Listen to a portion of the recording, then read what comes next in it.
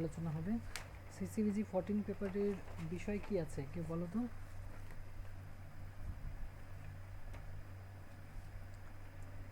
CCBG 14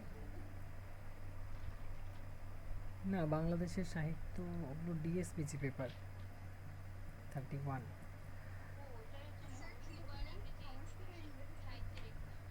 সংস্কৃত ইংরেজি সাহিত্যের ইতিহাস। আমাদের সংস্কৃত সাহিত্যের ইতিহাসে বেশ কয়েকজন সাহিত্যিকের আলোচনা আছে। কবি এবং নাট্যকার কালিদাস আছে, ভবভূতি, বাণভট্ট, শূদ্রক এবং জয়দেব। এনাদের কৃতিত্ব আছে, এনাদের যে সাহিত্য কৃতিগুলো সেগুলো পড়তে হবে।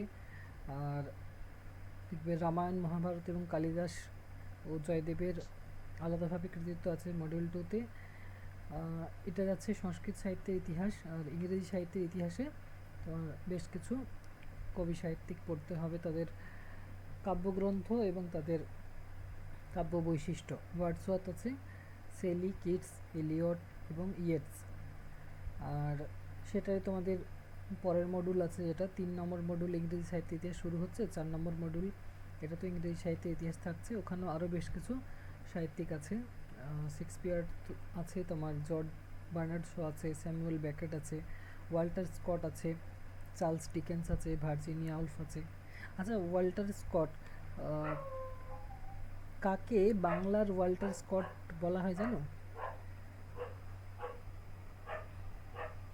কোন সাহিত্যিককে বাংলার ওয়াল্টার স্কট বলা হয়? সাহিত্য সম্রাট। কে সাহিত্য সম্রাট? বঙ্কিমচন্দ্র চট্টোপাধ্যায়। হ্যাঁ, বাংলার ওয়াল্টার স্কট বলা হয়। আচ্ছা, তোমাদের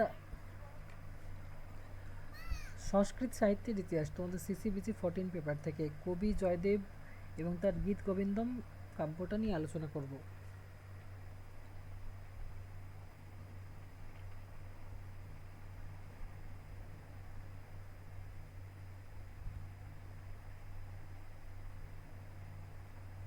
এক মিনিট।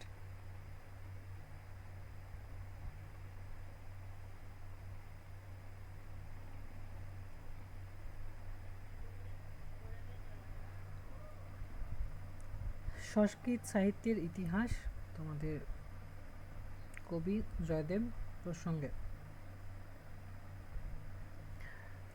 আর কবি জয়দেব সংস্কৃত ভাষার একজন সাহিত্যিক হলেও কিন্তু বাংলা সাহিত্যে তার প্রভাব রয়েছে। যদিও এটা বাংলা সাহিত্যের আলোচনা নয়, সংস্কৃত সাহিত্য নিয়ে আলোচনা করব। তো প্রথমত কবি জয়দেব সম্পর্কে আলোচনা করতে হবে, তারপরে তার গীত গোবিন্দম কাব্যটা। তো কবি জয়দেব, তার সম্পর্কে কম বেশি আশা করি সবাই জানো। সংস্কৃত সাহিত্যের একজন অন্যতম পথিকৃৎ। তিনি হচ্ছেন একজন রাজসভার সভাকবি, পঞ্চরত্নের মধ্যে অন্যতম। আচ্ছা, কেউ জানো কবি জয়দেব কোন রাজার রাজসভার সভাকবি ছিলেন? জিজ্ঞাসা করছো না, বলছো?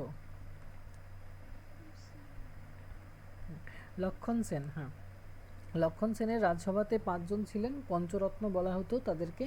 তাদের মধ্যে অন্যতম হচ্ছেন কবি জয়দেব। তো সেই লক্ষণ সেনের সভাকবি ছিলেন। ফলে একটা সময় আন্দাজ করা যাচ্ছে যে খ্রিস্টীয় দ্বাদশ শতাব্দীর যে শেষ ভাগ, সেই সময়ে তার আবির্ভাব।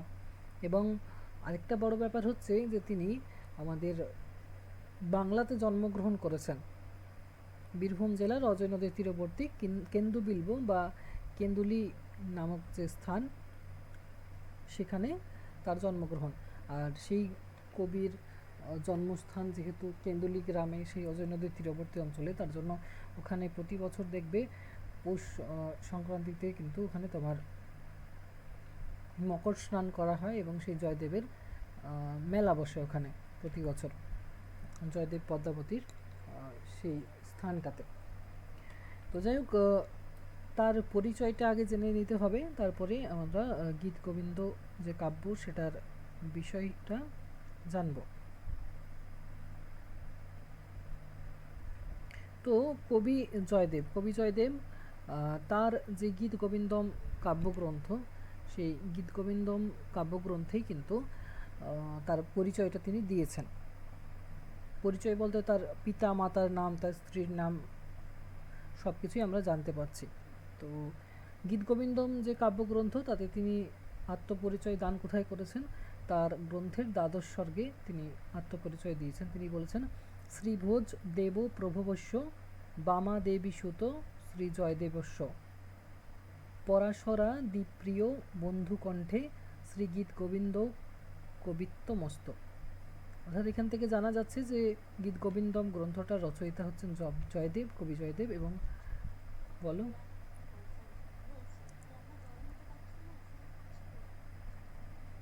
আচ্ছা, জয়েন হয়েছে?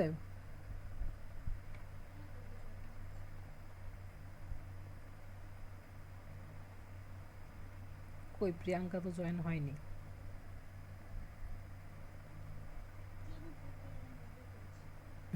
কোন ক্লাসে জয়েন হয়েছে?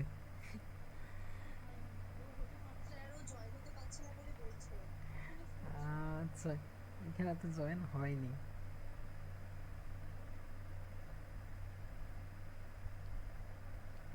আলাদাভাবে লিঙ্ক পাঠালে গ্রুপে দিয়েছে? লিঙ্কটা ওকে পার্সোনালি শেয়ার করে দাও, দেখো ও জয়েন হতে পারবে।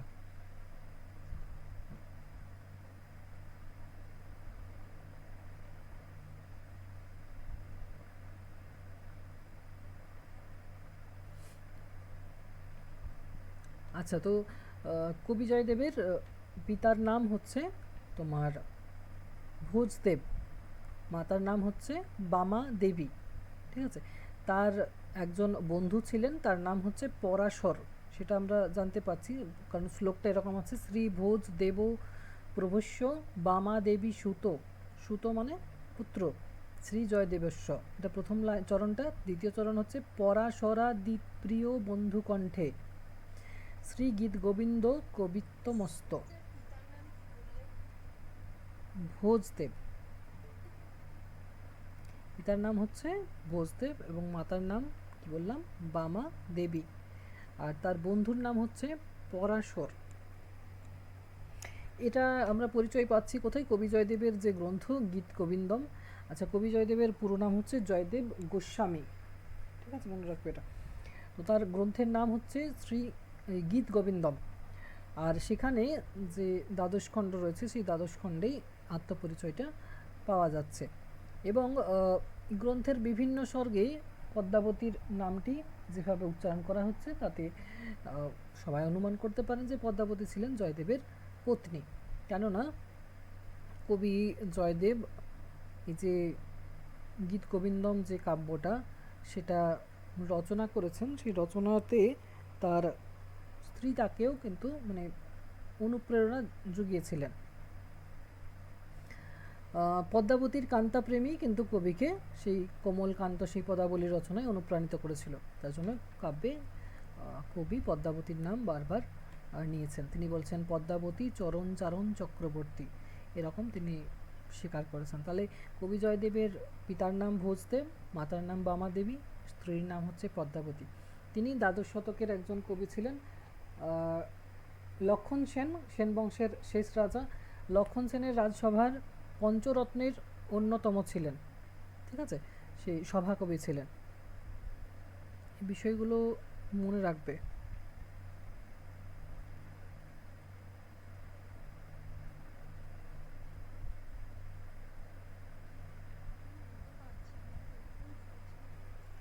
ওকে পার্সোনালি লিঙ্কটা পাঠালে?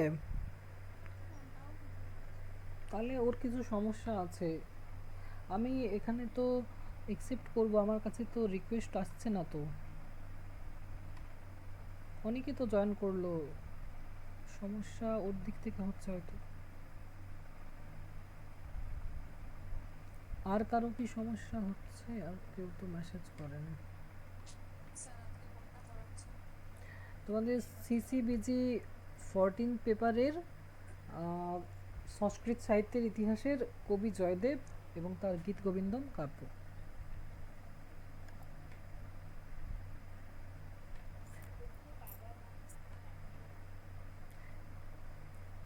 পিতার নাম বললাম ভোজদেব, ভোজদেব। মাতার নাম বামা দেবী। আর স্ত্রীর নাম পদ্মাবতী, এটা তো সবাই জানো, জয়দেব পদ্মাবতী একসঙ্গেই নাম তাদের উচ্চারণ করা হয়। সময়কাল বললাম দ্বাদশ শতাব্দী। কোন রাজার শাসনকাল ছিল? লক্ষণ সেনের রাজার শাসনকাল ছিল আমাদের বাংলাতে। কোথায় জন্মস্থান বললাম? বীরভূম জেলার কেন্দুবিল্ব গ্রাম, যেটা অজয় নদীর তীরবর্তী অঞ্চল। আর এটা নিয়ে মতভেদ রয়েছে, যদিও অনেকে উড়িষ্যার বলেন তাকে, সেই উৎকল ব্রাহ্মণ বংশের বলেন উড়িষ্যার। তো যাই হোক, যেহেতু কেন্দুবিল্ব গ্রাম রয়েছে তোমার বীরভূমে, সেখানে বেশ কিছু নিদর্শনও রয়েছে, প্রামাণ্য তথ্য রয়েছে, প্রামাণ্য জিনিস রয়েছে, তার জন্য এটা মেনে নিই আমরা যে বীরভূম জেলাতেই তার জন্মস্থান। তো এই যে কবি জয়দেব, তিনি হচ্ছেন কালিদাসের পরবর্তী যুগের একজন অন্যতম কবি। কালিদাসের কিন্তু পরবর্তী। কালিদাস সম্পর্কে তোমাদের পরে আলোচনা করব। আর এমনি কম বেশি সবাই জানো, কারণ উচ্চ মাধ্যমিকে কালিদাস তো তোমাদের সিলেবাসে ছিল না।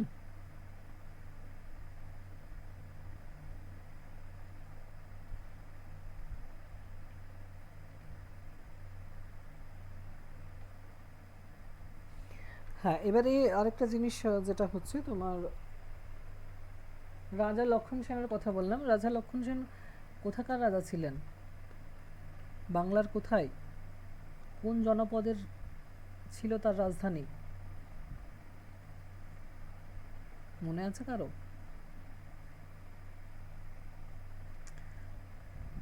সমতট, রাঢ়, পুণ্ড্রবর্ধন, গৌড়, কোনগুলো হবে? গৌড়। গৌড় হবে, যেখানে শশাঙ্ক রাজত্ব ছিল না। তো সেই গৌড় রাজসভার পঞ্চরত্নের অন্যতম ছিলেন কবি জয়দেব। তো তার যে গীত গোবিন্দম কাব্য, সেই গীত গোবিন্দম কাব্যটা মূলত হচ্ছে একটা গীতিকাব্য, ঠিক আছে। আর এটা হচ্ছে তোমার ভক্তিমূলক একটা গ্রন্থ। গীতিকাব্য মানে বুঝতেই পারছো, সেই লিরিক জাতীয়। কালিদাসের মেঘদূতম যেরকম একটা গীতিকাব্য, সেটার পরেই এটাকে স্থান দেওয়া হয় কবি জয়দেবের সেই ভক্তিমূলক গীতিকাব্য গীত গোবিন্দমকে। এবারে এই যে গীত গোবিন্দম কাব্যটা, এটার উৎস কি, মানে কোথা থেকে, কোনো জায়গা থেকে কি তিনি তথ্য গ্রহণ করেছেন?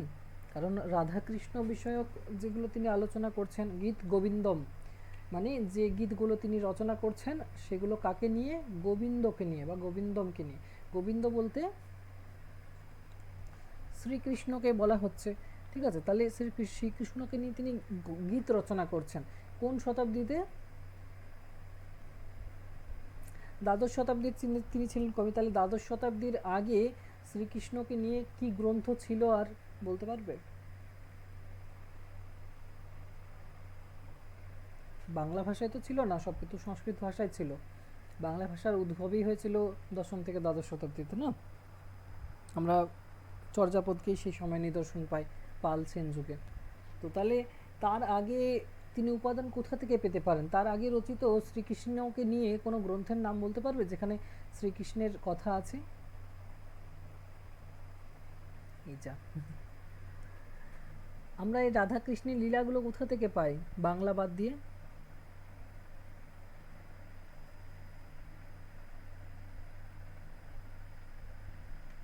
একটু মানে কি বলবো, ভাবো, তোমাদের ফার্স্ট ইয়ারে তো আলোচনা ছিল তো ওগুলো। দীপ্তি বলছে শ্রীকৃষ্ণ, হ্যাঁ শ্রীকৃষ্ণের কথাই বলছি, কিন্তু শ্রীকৃষ্ণের বিষয়গুলো কোথা থেকে পাওয়া যায়? শ্রীকৃষ্ণ কীর্তন কেন হবে? শ্রীকৃষ্ণ কীর্তন তো বাংলা ভাষায় লেখা।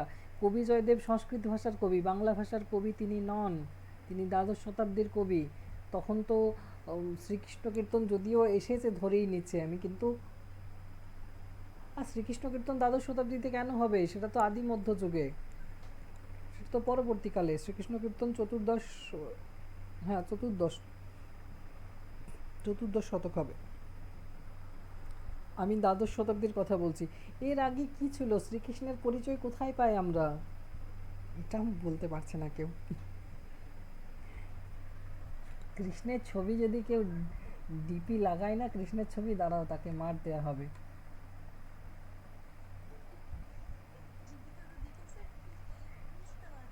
হ্যাঁ, একটা তো ঠিক বললো না যে মহাভারতে, মহাভারতে কৃষ্ণের জায়গা তো পাই তো আমরা, কারণ সে কুরুক্ষেত্র যুদ্ধ যেটা, শ্রীমদ্ ভাগবত গীতা মনে পড়ছে এবারে, তারপরে ভাগবত পুরাণ, এগুলোতে সব জায়গাতেই তো কৃষ্ণের বর্ণনা রয়েছে, তাহলে বলতে পারছো না কেন বিষয়টা?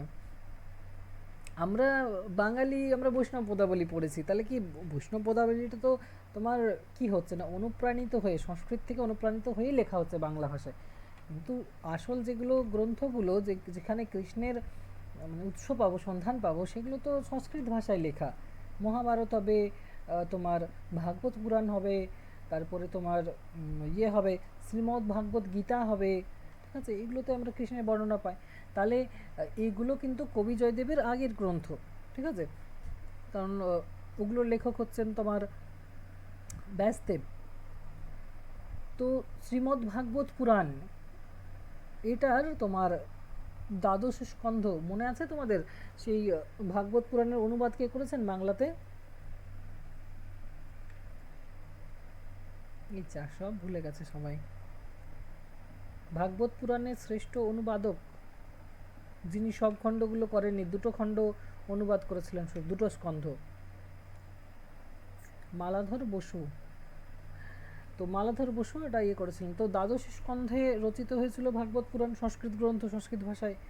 তো সেই গ্রন্থেরই যে দ্বাদশী স্কন্ধটা রয়েছে, সেখানে শ্রীকৃষ্ণের বসন্তকালীন লীলা মানে বর্ণিত হয়েছে, সেই অংশটাকে কবি জয়দেব নিয়েছেন এবং ভক্তিমূলক গীতিকাব্য রচনার সেটাই তার বলবো অনুপ্রেরণা, বা সেখান থেকে তিনি তথ্যগুলোকে সংগ্রহ করেছেন। শুধু সেটাই নয়, তিনি হরিবংশ, বিষ্ণু পুরাণ, হাল হালের সংকলিত গাথা সপ্তশতী, আশা করি নাম শুনেছ, সেই গাথা সপ্তশতী প্রভৃতির প্রভাবও কিন্তু গীত গোবিন্দম কাব্যে কম বেশি রয়েছে।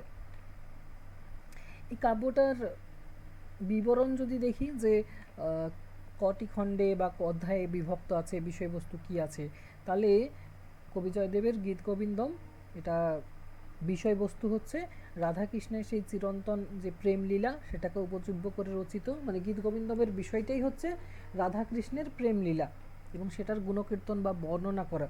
প্রথম দিকে একটা আক্ষেপের সুর আছে আর শেষের দিকে মিলনান্তক পরিণতি রয়েছে, ঠিক আছে। তো গীত গোবিন্দমটা হচ্ছে তোমার 12টি স্বর্গে বিভক্ত, যেরকম ভাগবত পুরাণ 12টি স্কন্ধে বিভক্ত, সেই আদলেই গীত গোবিন্দম কাব্যের 12টি স্বর্গ রয়েছে। মূলত এগুলো গান, ঠিক আছে, এই স্বর্গের মধ্যে গান, কটা গান আছে? 24টা গান আছে। স্বর্গ কটা বললাম? 12টা। আর গান কটা? 24টা গান। শ্লোক, এগুলো শ্লোকের মধ্য দিয়ে শ্লোক। গীত গোবিন্দম কাব্যের বিষয়বস্তু বললাম, বিষয়বস্তুর মধ্যে রয়েছে রাধাকৃষ্ণের যে চিরন্তন প্রেম লীলা, সেই প্রেম লীলাকে উপজীব্য করেই কিন্তু রচিত হয়েছে গীত গোবিন্দম কাব্যটা। এটা একটা গীতিকাব্য, লিরিক ধর্মী, এবং এর মধ্যে 12টা স্বর্গে বিভক্ত গীত গোবিন্দম কাব্যটা। যেরকম ভাগবত পুরাণ 12টি স্কন্ধে বিভক্ত, সেরকম গীত গোবিন্দ কাব্যটা কিন্তু 12টি স্বর্গে বিভক্ত। এখানে মোট 80টা শ্লোক রয়েছে আর 24টি গান রয়েছে, ঠিক আছে, এগুলো মনে রাখবে। পরবর্তীকালে বৈষ্ণব সাধক যারা ছিলেন, বিশেষ করে বাংলার যারা বৈষ্ণব সাধক ছিলেন, তাদের কাছে 24টা, যত তোমার স্বর্গ তার দ্বিগুণ হচ্ছে গান, মনে রাখবে, ঠিক আছে।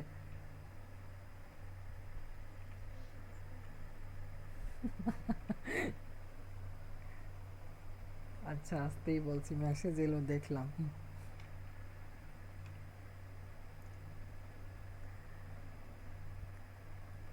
আচ্ছা, গীত গোবিন্দম কাব্যের বিষয় কি বললাম বলো?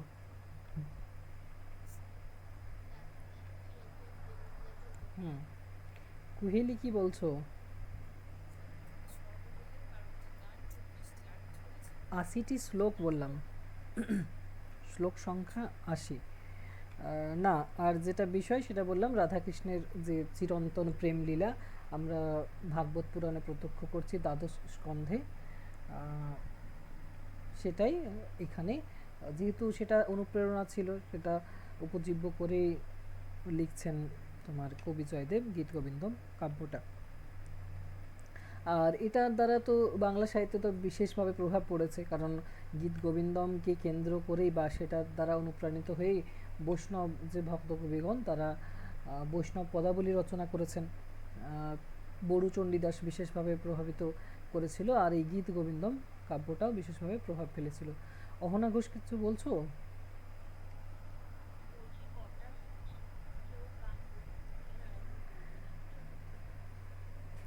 12টি স্বর্গ, 80টা শ্লোক আর 24টা গান।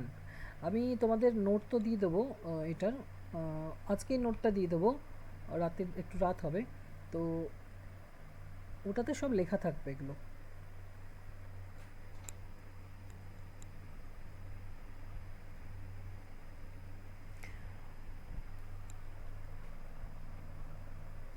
হ্যাঁ, এবারে যে 12টা স্বর্গের কথা বললাম, 12টা স্বর্গের নাম কি কি? নামগুলো হচ্ছে, প্রথম যেটা স্বর্গ সেটার নাম হচ্ছে সমদ দামোদর, 2 নাম্বারটা হচ্ছে সকলেশ কেশব। এগুলো আমি তোমাদের লিখে দিয়ে দেবো, ঠিক আছে?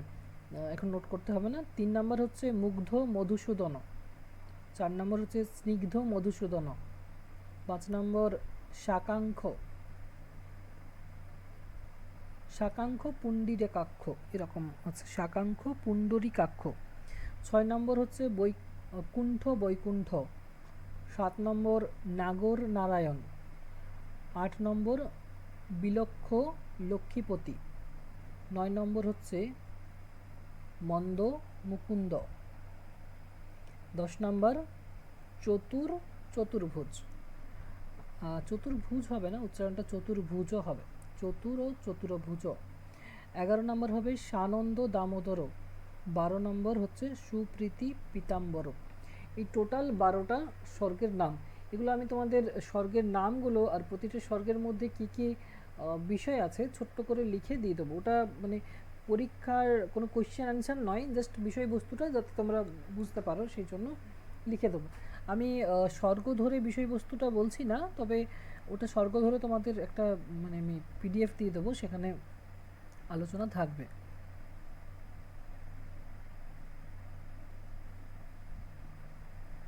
তো এই গীত গোবিন্দম যে কাব্যগ্রন্থটি, এটা মূলত হচ্ছে প্রেম বিষয়ক একটা গীতিকাব্য। তবে প্রেম বিষয়ক গীতিকাব্যের সাথে সাথে এখানে কিন্তু আধ্যাত্মিকতা এবং ভক্তিরস এই দুটোই কিন্তু রয়েছে। আধ্যাত্মিকতা মানে বুঝতেই পারছো যে শ্রীকৃষ্ণ এবং রাধা দেবতুল্য বা দেবোপম তারা, এবং ভক্তিরস অর্থাৎ তাদের যে ভক্তি বা বন্দনা করাই উদ্দেশ্য ছিল, তাদের সেই লীলা বা সেই প্রেমকে উপজীব্য করে। এখানে তোমার দেখা যাচ্ছে তোমার নায়ক নায়িকা তো রয়েছে রাধা এবং কৃষ্ণ তথা ভক্ত এবং ভগবান, আর তার সঙ্গে তোমার সখী রয়েছে, সখীর কথা এবং তাদের মধ্যে সেই সঙ্গীতময়তা, সেই উক্তি, সেই প্রত্যুত্তর, মানে কি বলা যায় ওটাকে, উক্তি প্রত্যুক্তি, এই দুটোর ছলেই কিন্তু কাব্যটা রচিত হয়েছে। কখনো রাধিকার উক্তি, কখনো কৃষ্ণের উক্তি, কখনো সখীর উক্তি, এইভাবে আলোচনা হচ্ছে। তো এটাকে অনেকে দার্শনিক মহাকাব্যও বলেছেন। তো বুঝতেই পারছো যে শ্রীকৃষ্ণ হচ্ছেন পরাত্মা এবং শ্রীরাধা হচ্ছেন একজন জীবাত্মা বা তোমার সাধিকা। তাদের সেই মিলন বা সেই মিলন লীলাকে কেন্দ্র করে ছোট ছোট 12টা স্বর্গে এই গীত গোবিন্দম কাব্যটা রচিত হয়েছে। প্রথম যে স্বর্গটা সেটার নাম কি বললাম না, তোমার সমদ দামোদর। সমদ দামোদর মানে এখানে তোমার বসন্তকালের সমাগম ঘটেছে, সেখান দিয়েই শুরু হচ্ছে, এবং সেই প্রেমলীলা এখানে তোমার নায়ক কৃষ্ণ এবং তার সেই নায়িকা রাধা পরস্পর মিলন কামনার জন্য ব্যাকুল হয়ে উঠেছে। বিশেষ করে রাধা এই সময় তোমার সখীর মুখে শ্রীরাধার সেই ব্যাকুলতা, শ্রীরাধার সেই হৃদয়ের অবস্থা, কৃষ্ণকে না পেয়ে রাধিকা একটা সেই দুঃখ কষ্টের মধ্যে, বা বুঝতেই পারছো বসন্তকাল একটা প্রিয়র বিরহ, সেই বিরহে যে কাতর হয়ে গেছে, সেই হৃদয়ের যে অবস্থা, সেই অবস্থাটা ব্যক্ত হচ্ছে সখীদের মুখে। এবং সখী কাকে বলছে, কাকে মানে কার সামনে বলছে না, শ্রীকৃষ্ণের সামনে, শ্রীকৃষ্ণকে বলছে। এবং এই কথাগুলো জানার পর শ্রীকৃষ্ণ কী করছে না, তোমার সখীদেরকে বলছে উক্তি প্রত্যুক্তির মাধ্যমে যে কুঞ্জে তাকে মানে তাদের অভিসার হবে, তার অভিসারে আসতে বলছে, মানে যেটা তোমার সংকেত স্থান, সেই কুঞ্জকে নির্দেশ দেওয়া হচ্ছে। যখন শ্রীরাধা সেই কৃষ্ণে মানে কৃষ্ণ বিরহে বিরাহতুর হয়ে গেছে এবং সেখানে যখন মানে উপস্থিত হবে, সেখানে কিন্তু দেখছে যে কৃষ্ণ কিন্তু নেই। এক তো কৃষ্ণ বিরহে সে কাতর হয়ে গেছে, তার চলার শক্তি পর্যন্ত মানে ছিল না। আর সেই মুহূর্তে প্রথমত হচ্ছে এখানে তোমার কৃষ্ণকে আসার জন্য একসময় রাধিকা কিন্তু অনুরোধ করেছিল। তো এক সময় যখন রাধিকা জানালো যে মানে তার সখীদের দ্বারা জানালো যে কৃষ্ণ যেন আসে, তার সেই চালিকা শক্তি, জীবন চালিকা শক্তিটাই নেই, কৃষ্ণর কাছে যাবে কিভাবে। তো সেটা শুনে কৃষ্ণ কিন্তু রাজি হয়েছিল আসার জন্য। তো শেষ মুহূর্তে যখন কৃষ্ণ আসবে এটা জেনে রাধিকা সন্তুষ্ট হয়েছিল, কিন্তু একটা ব্যাপার হয়েছে না, তোমার সারা রাত্রি রাধিকা অপেক্ষা করেছে, কৃষ্ণ কিন্তু আসেনি, প্রতীক্ষার অবসানও হয়নি। এগুলো বিভিন্ন কৃষ্ণলীলা বা সিরিয়ালে দেখে থাকবে। আক্ষেপানুরাগ যেরকম পর্যায় একটা, সেরকম পর্যায়ে যে মানে কী বলবো বৈষ্ণব পদাবলীর পর্যায়, সেরকমই বিবরণ এখানে আমরা পাবো। মানে এটা দ্বারাই অনুপ্রাণিত হয়ে বৈষ্ণব পদগুলো রচনা হয়েছে। তো সেই পূর্বরূপগুলো আমরা এখানে পাবো। এখানে রাধিকা অপেক্ষামান কৃষ্ণের জন্য, সারা রাত্রি অপেক্ষা করছে, তার বিলাপ হচ্ছে, সখীদের কাছে সেই বিলাপ করছে। দেখবে আক্ষেপানুরাগ পর্যায়ের পদ রয়েছে, বাংলাতে পড়েছো, সখীর কাছে বিলাপ করে রাধিকা বলছে। পদটা মনে আছে কারো? জ্ঞানদাসের পদ আছে না? এটা তো মাথুর পর্যায় হয়ে গেল। কৃষ্ণকে পেতে আকুল রাধিকা, কিন্তু তাকে পাচ্ছেন না, নিজেকে মাঝে মাঝে দোষারোপ করছেন।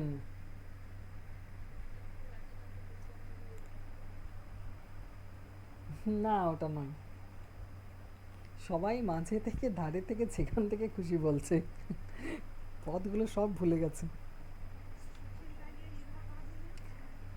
হ্যাঁ, সুখের লাগিয়া এঘর বাঁধিনু, অনলে পুড়িয়া গেল, অমিয় সাগরে স্নান করিতে সকলেই গরল ভেল।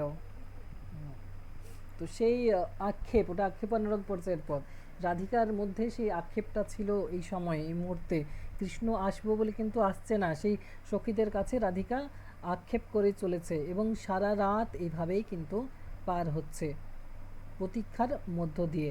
শেষে সেই বিলাপের মধ্য দিয়ে রাত্রি শেষ হলো। দিকে যখন রাত্রি শেষ হয়েছে, তখন শ্রীকৃষ্ণ এসে উপস্থিত হলেন রাধিকার কাছে। এবার কি হবে বুঝতেই পারছো। ধৈর্যের বাঁধ যখন ভেঙে যায়, তখনই সেই অনুরাগটা আক্ষেপের সুর নেয় এবং হয় আক্ষেপানুরাগ, যেরকম পর্যায়ে পড়েছে বৈষ্ণব পদাবলিতে।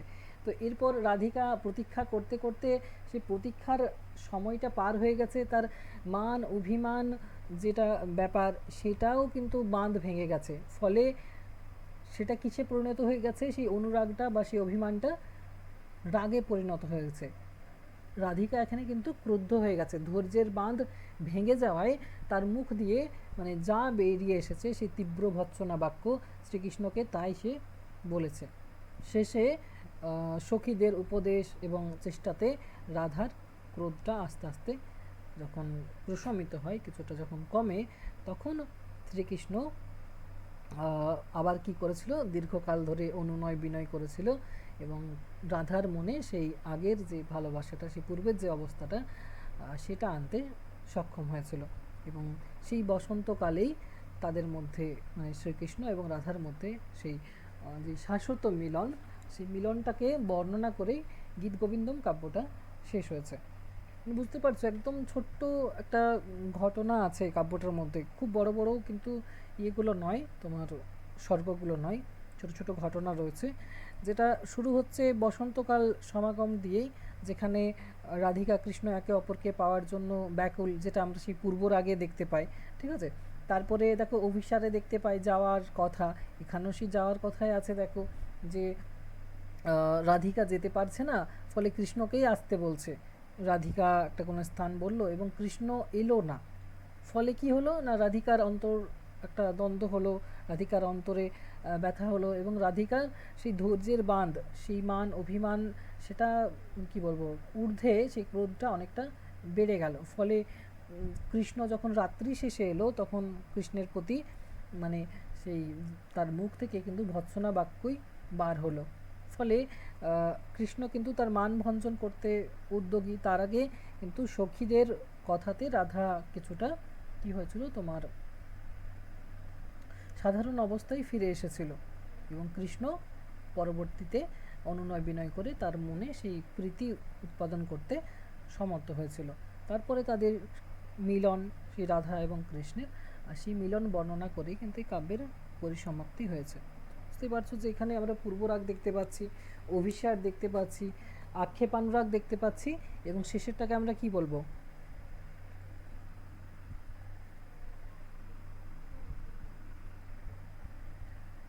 মাথুর কেন হবে, মিলন দিয়ে শেষ হলো তো।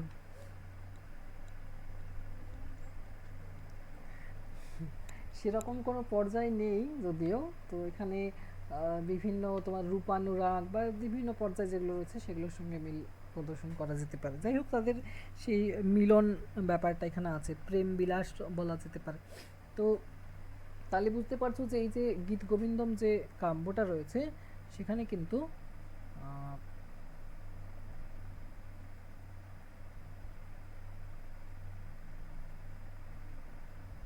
এক মিনিট।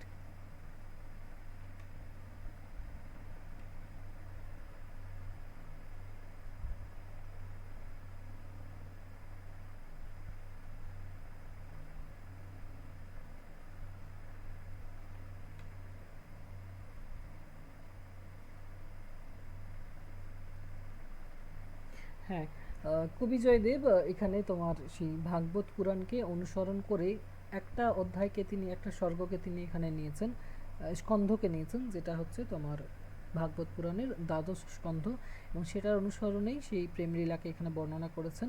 এবং সেটা শুধু নয়, এই যে গীতি কবিতার ছন্দে তিনি এটা রচনা করছেন, একটা সংস্কৃত ভাষা এবং তার সঙ্গে সঙ্গে সেই কোমলকান্ত একটা পদাবলীর রূপ কিন্তু এখান থেকে পাওয়া যায়। পরবর্তীকালে এটার দ্বারা প্রভাবিত হয়েই তোমার পদাবলী কীর্তনের উদ্ভব কিন্তু ঘটেছে বৈষ্ণব সাহিত্যে। মানে বৈষ্ণব সাহিত্য বিশেষ করে এই গীত গোবিন্দম দ্বারাই কিন্তু প্রভাবিত হয়েছে। গীত গোবিন্দম হচ্ছে সংস্কৃত ভাষার লেখা একটা কাব্য, কিন্তু বৈষ্ণব পদাবলী আমরা বাংলাতে পড়ি, এবং যে তোমার পালা কীর্তনগুলো হয়, পালা কীর্তনের সূচনা কিন্তু এই গীত গোবিন্দম কাব্যের মধ্য দিয়েই হয়েছে, কারণ এটা একটা গীতিধর্মী কাব্য, লিরিক ধর্মী একটা কাব্য।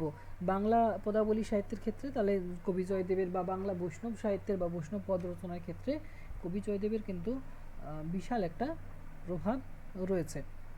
এবারে এই যে তার কাব্যটা গীত গোবিন্দম, এটার বেশ কিছু বৈশিষ্ট্য আমরা আলোচনা করতে পারি, প্রশ্ন আসতে পারে গীত গোবিন্দম কাব্যের বৈশিষ্ট্য। আচ্ছা, একটা জিনিস বলি যে এই যে কাব্যটা, এই কাব্যটার পরিণতি কি হবে, বিষাদান্তক নাকি মিলনান্তক? তো গীত গোবিন্দম কাব্যের মিলনান্তক একটা মানে পরিণতি, এবং মিলনান্তক ভক্তিমূলক একটা গীতিকাব্য এটাকে আমরা বলতে পারি। আর এই কাব্যটার মধ্যে তোমার নাট গীতির লক্ষণ পাওয়া যায়। মানে নাটকে যেমন শুরু থেকে শেষ পর্যন্ত একটা টানটান উত্তেজনা থাকে, একটা ট্র্যাজেডিও থাকে, বেশ মিলনান্তক একটা ব্যাপার থাকে। তো সেই সব বিষয়গুলো এখানে কিন্তু লক্ষ্য করা যাচ্ছে। মানে একটা কাহিনী ধর্মী বিষয় কিন্তু এটার মধ্যে রয়েছে, গান হলেও গীত হলেও এর মধ্যে একটা কাহিনী ধর্মিতার ব্যাপার রয়েছে। তার জন্য এটাকে নাট্যগীতের আকারে লেখা কাব্য বলা যেতে পারে। আচ্ছা, চরিত্র, যে কাব্যটার চরিত্র দেখলাম, চরিত্র কজন আছে, মূল চরিত্র কোনগুলো? রাধা, কৃষ্ণ এবং সখী, আর কোনো সেরকম চরিত্র কিন্তু এটাতে নেই। মানে পাত্রপাত্রী বললে মূল হচ্ছে তিনটে, রাধা, কৃষ্ণ এবং সখী। আর এটা হচ্ছে একটা ধ্বনি ঝংকারে মানে পরিবেশিত একটা তোমার গীতি কবিতা। গীতি কবিতা তোমরা কাকে বলে সেটা সেকেন্ড ইয়ারে পড়েছো। কোন পেপারে পড়েছো বলো তো? 10th পেপারে, হ্যাঁ। সংস্কৃত ভাষা অনেকে বলে গুরুগম্ভীর ভাষা, অনেকে বলে সমাসবদ্ধ পদ থাকে, কিন্তু সেই ভাষাতে লেখা হলেও এটা একটা সেই যেন লৌকিক প্রাণ ধর্মের অনুকূল একটা কাব্য, এবং এটার দ্বারা পুরো বৈষ্ণব সমাজ পরবর্তীকালে কিন্তু প্রভাবিত হয়েছিল।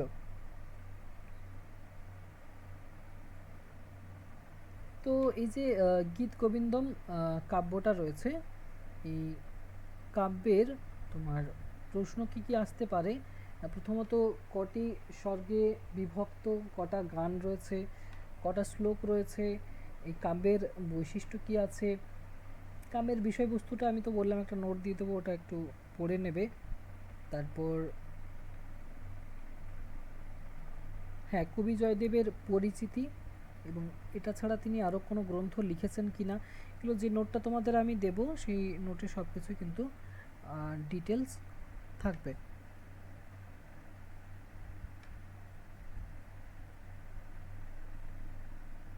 তাহলে এটাতে আমরা কি দেখতে পাচ্ছি না, তোমার বৈষ্ণবদের একটা অন্যতম শ্রেষ্ঠ ধর্মগ্রন্থ যেটা হচ্ছে শ্রীমদ্ ভাগবত পুরাণ, সেটার দ্বাদশ স্বর্গকে অনুসরণ করে কবি জয়দেব গীত গোবিন্দম নামক যে গীতিকাব্যধর্মী একটা কাব্য সেটা রচনা করেছেন।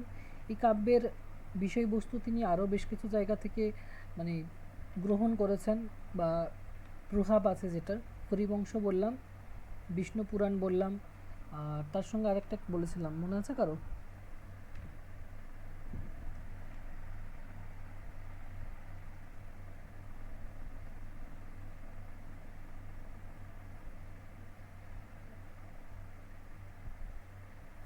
না, অন্য কিছু বলেছিলাম। কি কি দ্বারা প্রভাবিত হয়ে লিখেছেন বললাম, হরিবংশ বললাম, হ্যাঁ, গাথা সপ্তশতী না, এটা বললাম না, গাথা সপ্তশতী।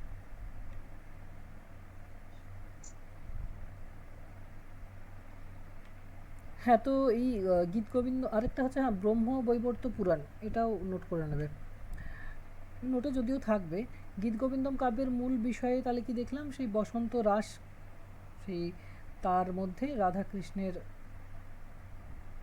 একে অপরের প্রতি আকর্ষণ, তাদের মনের মধ্যে সেই বিরহ, তাদের মধ্যে সেই মান অভিমানের পালা, এবং পরিণামে দেখতে পাচ্ছি আমরা কৃষ্ণ এবং রাধিকার মিলন, এবং সেটা দিয়ে তোমার এই কাব্যটা সমাপ্তি হয়েছে। 24টা গান রয়েছে তোমার এই 12টি স্বর্গে বিরচিত গীত গোবিন্দম কাব্যের মধ্যে। এটা একটা পালা জাতীয়, মানে এটার যেহেতু পালা জাতীয় কাহিনী একটা ধর্মিতা এর মধ্যে রয়েছে, তার জন্য পরবর্তীতে পালা কীর্তনটা এটার মধ্য দিয়ে মানে শুরু হয়েছে বলা যায়। যে গানগুলো বা পদগুলো বা শ্লোকগুলো আমরা দেখছি সেগুলো কৃষ্ণ, রাধা অথবা কোনো এক সখীর মাধ্যমে ব্যক্ত করা হয়েছে, এবং সমগ্র যে কাহিনীটা সেটার একটা নাটকের আকার দেওয়া হয়েছে। আর খুব যে কঠিন ভাষা সেটাও নয়, সহজ সরল ভাষাতে এটা লেখা হয়েছে। তো জয়দেবের এই রচনাটিকে অনেকে কিন্তু মহাকাব্য রূপেও আখ্যা দিয়ে থাকেন। বিভিন্ন সমালোচকের বিভিন্ন ধরনের মত রয়েছে, যাই হোক এটা অনেক সমালোচক বলে থাকেন। কালিদাসের মেঘদূতম যে কাব্যগ্রন্থ সেটার পরেই এটাকে মর্যাদা দেওয়া হয়ে থাকে। বাংলা সাহিত্যেও প্রচুর প্রভাব রয়েছে গীত গোবিন্দম কাব্যের, সেটা তো বললাম যে পদাবলিতে হয়েছে, এবং বৈষ্ণব পদ সংকলন যেগুলো হয়েছে পদকর্তারাও কিন্তু অনুসরণ করেছেন গীত গোবিন্দমকে। তারপরে তোমার মঙ্গল কাব্য বা আরও বেশ কিছু কাব্য রয়েছে, সেগুলো তো গীত গোবিন্দম প্রভাব কিন্তু রয়েছে। কবি জয়দেবের সম্পর্কে একটা আলাদা পরিচিতি সম্পর্কে একটা তোমাদের নোট দিয়ে দেবো, আর একটা হচ্ছে তোমার গীত গোবিন্দমের বৈশিষ্ট্য বা বিষয়বস্তু বা এটার কি বলা যায় গুরুত্ব, সেগুলো নিয়ে একটা আলাদা তোমাদের অ্যান্সার দিতে হবে। তোমাদের এটা বই দিয়েছে?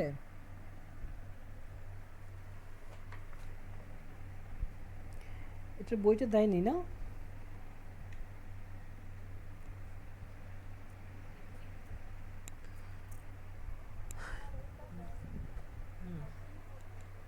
সংস্কৃত সাহিত্যের প্রেরণা, এটা তোমাদের একটা বিষয় আছে।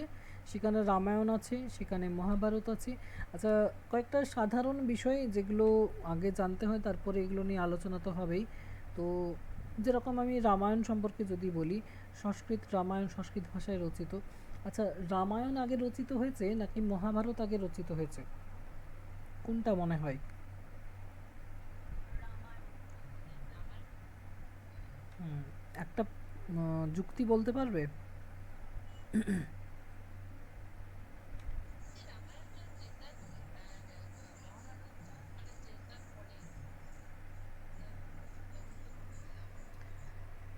হ্যাঁ, যুগগুলো ঠিক আছে, এগুলো তো সেই আধ্যাত্মিকগত ব্যাপার। এমনি সায়েন্টিফিক দিক থেকে বলো, মানে যে মানুষই তো রচনা করেছে এগুলো। তো কোনটা আগে কোনটা পরে কিভাবে বুঝবো? একটা দেখো, প্রযুক্তি প্রযুক্তির ব্যবহার বেশি কিন্তু মহাভারতে দেখা যাচ্ছে, খেয়াল করে দেখবে। রথ, তারপরে যে সৈন্য, ওই জায়গাটা দেখবে, কুরুক্ষেত্রে যে যুদ্ধটা দেখবে। রামায়ণের ক্ষেত্রে যুদ্ধ দেখবে, রাম রাবণের যুদ্ধে কি ব্যবহার হচ্ছে দেখবে। খেয়াল করে দেখবে যে হ্যাঁ, ওই দুটোর মধ্যে অনেক ডিফারেন্স রয়েছে কিন্তু। যে যুদ্ধাস্ত্রগুলো ব্যবহার করা হচ্ছে, যে যানগুলো ব্যবহার করা হচ্ছে, যে রথগুলো ব্যবহার করা হচ্ছে, সব কিছুই কিন্তু উন্নত মহাভারতের ক্ষেত্রে। রামায়ণ ক্ষেত্রে কিন্তু একটু প্রাচীন কালের বিবরণ আমরা পেয়ে থাকি। তো তাহলে পাশা খেলার বিবরণ আছে দেখবে মহাভারতে। তো তাহলে মহাভারতটাকে পরে বলা হয়, রামায়ণটাকে আগে বলা হয়। যাই হোক, আরও অনেক যুক্তি রয়েছে। আচ্ছা, আহ, রামায়ণ কটি কাণ্ডে বিভক্ত আর কার লেখা?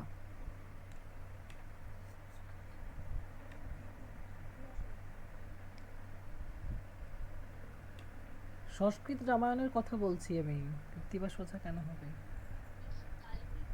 হ্যাঁ, আজকে বাংলা বিষয়ে আলোচনা হচ্ছে না, আজকে সংস্কৃত সাহিত্যের ইতিহাস আলোচনা হচ্ছে। বাল্মীকি, আচ্ছা বাল্মীকি মুনি। তো বাল্মীকি মুনির আগের জীবন সম্পর্কে জানো, কে ছিলেন তিনি? কি নাম ছিল তার? দস্যু রত্নাকর। একটা কবিতা ছিল আমাদের স্কুল লাইফে, জানি না তোমরা কেউ ওই সিলেবাসে পড়েছো কিনা। পাপের ভাগী কবিতাটার নাম ছিল।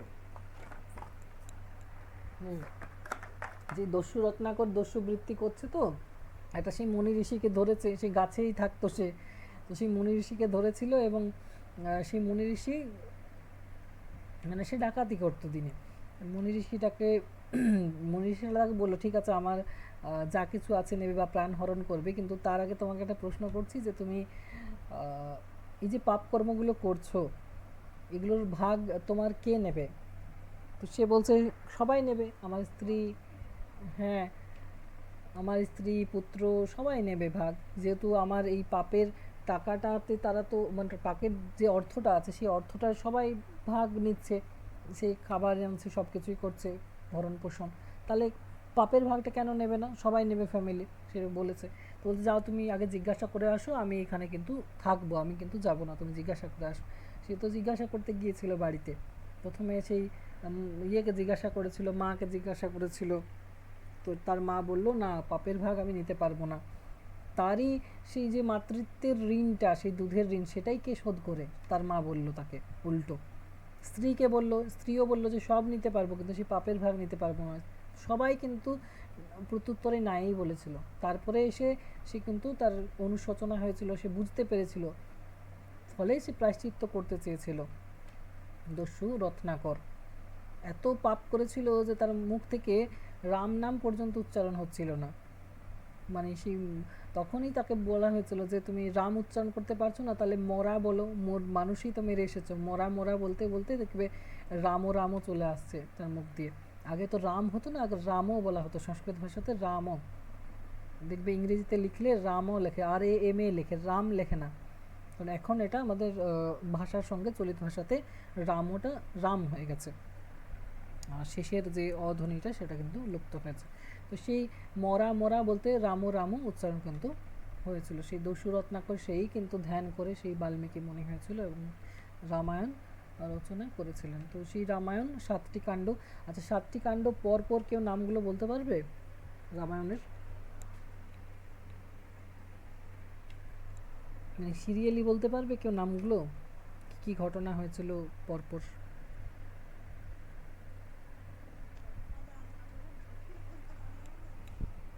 তোমাদের রামায়ণের কোনো কাণ্ড ছিল গত বছর? কোন কাণ্ডটা ছিল? অরণ্য কাণ্ডটা ছিল। আচ্ছা, কোন কোন রাক্ষসের সঙ্গে যুদ্ধ হয়েছিল বলো তো?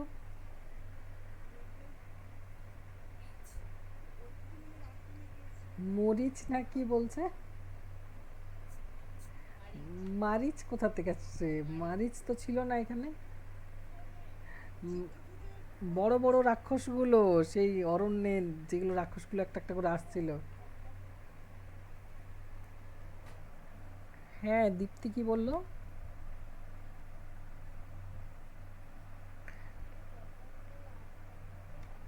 ওটা বলিনি আমি, রাক্ষসের নাম বলতে বলছি তোমাকে। বলো, দীপ্তি বলো রাক্ষসগুলোর নাম। একটা রাক্ষসেরও নাম মনে নেই?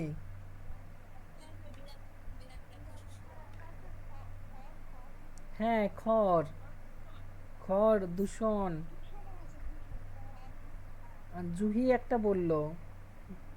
কিরাট, না বিরাট, কিরাট না। আচ্ছা, এবার দীপ্তি বলো, সিরিয়ালি বলো নামগুলো রামায়ণের কাণ্ড।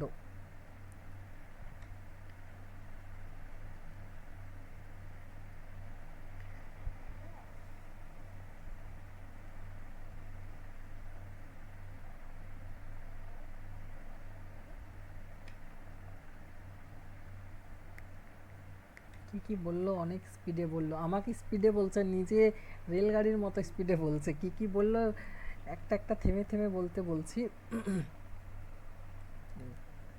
হুম। হুম। হুম। হুম।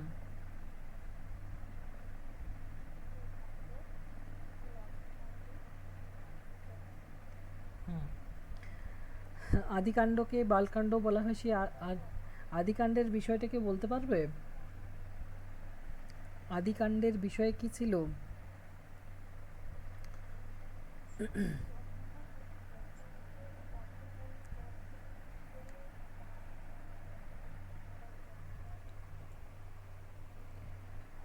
সেই কাঁধে করে একজন নিয়ে যাচ্ছিল দুই মা মাতা পিতাকে,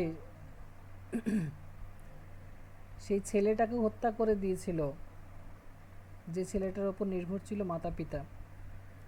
ডিরেক্ট হত্যা করেনি, মানে শিকার ভেবে হত্যা করেছিল। মনে আছে এটা কারো? ফলে সেই অন্ধ মাতা পিতাই সেই অভিশাপ দিয়েছিল না, যে আমরা যেরকম পুত্র শোকে কষ্ট পাচ্ছি সেরকম তোমারও পুত্র শোকে মৃত্যু হবে। আর যেটা হয়েছিল। আহ,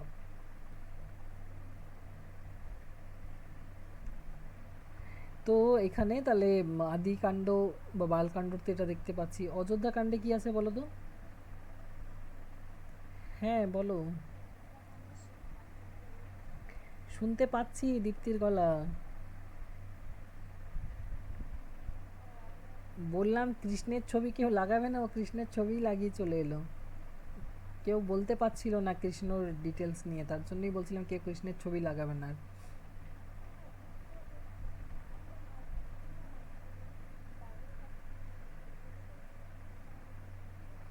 হুম। এখনই কৃষ্ণের ছবিটা লাগাতে হবে? একটু আগে অন্য ছবি ছিল দেখছিলাম। আচ্ছা বেশ, ঠিক আছে। উম, ঠিক আছে। তো এই যে অযোধ্যাকাণ্ড, অযোধ্যাকাণ্ডের বিষয়টা কেউ বলতে পারবে কি আছে? এগুলো তোমাদের আছে কিন্তু, মানে।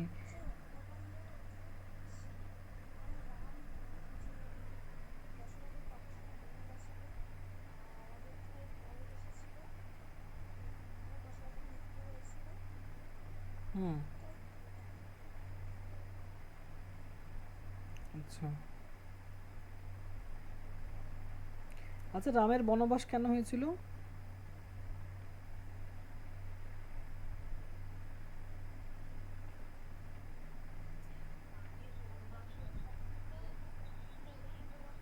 দাঁড়া দাঁড়া, একজন বলো, একজন, সবাই একসঙ্গে।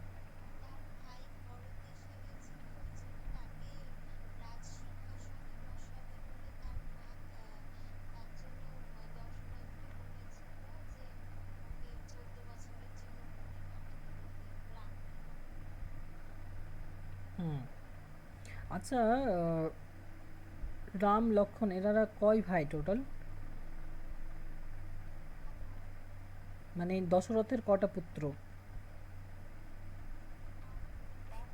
কি কি নাম বলো তো?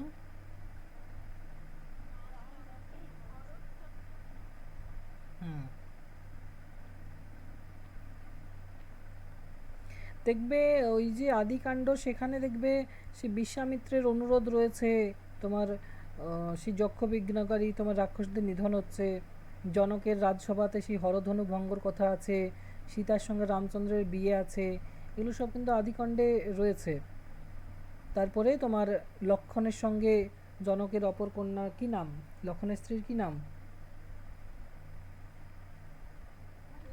উর্মিলা, উর্মিলার বিয়ে হচ্ছে। তারপরে ভরত শত্রুঘ্ন এরাও বিয়ে করছে। তোমার ভরত বিয়ে করছে কুশধ্বজের কন্যা মান্ডবীকে, আর শত্রুঘ্ন বিয়ে করছে শ্রুতকীর্তিকে। ঠিক আছে, এইভাবে মানে সেই অযোধ্যাতে ফিরে আসছে তোমার সব চারজন পুত্র এবং চারজন পুত্রবধূকে নিয়ে। তারপর সেই অযোধ্যা কাণ্ড সূত্র শুরু হচ্ছে এখানে, সেই রামের অভিষেক দিয়ে শুরু হচ্ছে অযোধ্যা কাণ্ড। এবং এখানে সেই কে ষড়যন্ত্র করেছিল এটা বললো মনে হয় দীপান্বিতা, না? কে? কৈকেয়ী। দশরথের কত নম্বর পত্নী ছিল? দ্বিতীয় স্ত্রী কৈকেয়ী। সে দুটো ইয়ে চেয়েছিল না, তোমার বর চেয়েছিল কোন এক সময়ে, সেগুলো তার মনে করিয়ে দিয়েছে দশরথকে যে সেই দুটো বর ছিল যে 14 বছরের বনবাস রামকে এবং ভরতকে তার সিংহাসনে তার জায়গাতে বসানো। তো সেই রামের পিতৃসত্ব পালন হচ্ছে, পিতার আদেশ সে পালন করছে। সঙ্গে লক্ষণ যেতে চাইলো এবং সীতাও যেতে চাইলো। কোথায় গেছিল তারা প্রথমে? দণ্ডকারণ্যে, না? হুম। তো সেই পুত্র শোকে দশরথের মৃত্যু হয়েছে। তারপরে ভরত সেই যাতে না চলে আসে, রাম বলছিল তাড়াতাড়ি চলে যেতে হবে চিত্রকূট পর্বত থেকে। ঠিক আছে, এক সময় গিয়েও ছিল ভরত, কিন্তু অনেক অনুনয় বিনয় করেও রামকে ফিরিয়ে আনতে পারেনি। ফলে ভরত কি করেছিল, রাজ্যে ফিরে কি করেছিল মনে আছে? চরণ পাদুকাগুলো তার সিংহাসনে রেখে দিয়েছিল। এইগুলো যতটা না পড়েছি আমরা, না সিরিয়ালে দেখেছি, শ্রীকৃষ্ণা বলে একটা সিরিয়াল, শ্রীকৃষ্ণা বলছি তোমার, রামায়ণ বলে একটা সিরিয়াল দিত ডিডি ন্যাশনাল চ্যানেলে। জানি না তোমরা দেখেছো কি না, অনেক আগে দিত। যারা ওই মানে 95 96 সালের আগে যারা, তাদের হয়তো দেখে থাকবে তারা, আর যাদের জন্ম সেই সময়। হুম। হ্যাঁ, কারণ ওটা 97 98 সালে টেলিকাস্ট হতো ডিডি ন্যাশনাল চ্যানেলে। রামায়ণ দিত। হ্যাঁ, রামায়ণটা মানে ফেমাস ওটা, মানে ইয়ে হচ্ছে তোমার অরুণ গোবিন্দ হচ্ছে রাম, আর সীতা হচ্ছে তোমার ইয়ে, কি নাম, দেবিকা, দেবিকা। হুম, হ্যাঁ, দেবিকা না দীপিকা এরকম কিছু নাম আছে। হ্যাঁ, দীপিকা। তো ওই দুজন আর যারা মানে অ্যাক্টিংগুলো করেছিল, দারুণ অ্যাক্টিং করেছিল, সেই ওইটাই আমার মনে হয় যে এক নম্বর। এখনও কোনো রামায়ণ সিরিয়াল হয়নি যেটা ওটাকে টেক্কা দিতে পারবে। এত মানুষ মানে সেই মানুষগুলো যখন রাস্তাঘাটে বেরোতো না, সবাই তাদেরকে মানে সত্যিই রাম ভাবতো আর সত্যিই সীতা ভাবতো। মানে এত সুন্দর তারা মিশে গেছিল সেই ক্যারেক্টারগুলোতে। যাই হোক, ওগুলো দেখেই আমাদের অনেকটা মনে আছে, ছোটোবেলা ওইভাবেই কেটেছে। ডিডি ন্যাশনাল চ্যানেলের রামায়ণ মহাভারত, তারপরে ইয়ে দেখতাম শ্রীকৃষ্ণা বলে একটা সিরিয়াল চলতো, ওটা, তারপর তারপর তো বাকি এগুলো রয়েছে, শক্তিমান ছিল, আলিফ লাইলা ছিল, আর চন্দ্রকান্তা বলে একটা সিরিয়াল ছিল, বেশ দারুণ ছিল ছোটবেলাটা আমাদের। এখন টিভির দিকে তাকাতে ইচ্ছে করে না। তো যাই হোক, অযোধ্যা কাণ্ড এইভাবে শেষ হয়েছে। তার অরণ্যকাণ্ড, অরণ্যকাণ্ড মানেই তোমাদের গত বছর সিলেবাসে যেটা ছিল। দীপান্বিতা কিছু বলছো? শুনলাম যে ইউটিউবে শুনলাম 27 তারিখের মধ্যে নাকি রেজাল্ট আউট হবে। হতে পারে, সময় হয়ে গেছে, যে কোনো দিনই হতে পারে। এবারে কি বলে, অনেকে অনুমান করে ডেট বলছে, আন্দাজে বলাটা ঠিক নয়, ইউনিভার্সিটি তো সেরকম কিছু বলেনি। দেখা যাক, যে কোনো দিন দিতে পারে, টাইম হয়ে গেছে, এটা এবার কবে দেবে ঠিক নেই। কালকেও দিতে পারে, আজকে রাতেও দিতে পারে। অরণ্যকাণ্ডটা তোমাদের পুরোটাই একদম আছে মনে, আশা করি, যেহেতু সেকেন্ড ইয়ারের সিলেবাসে ছিল।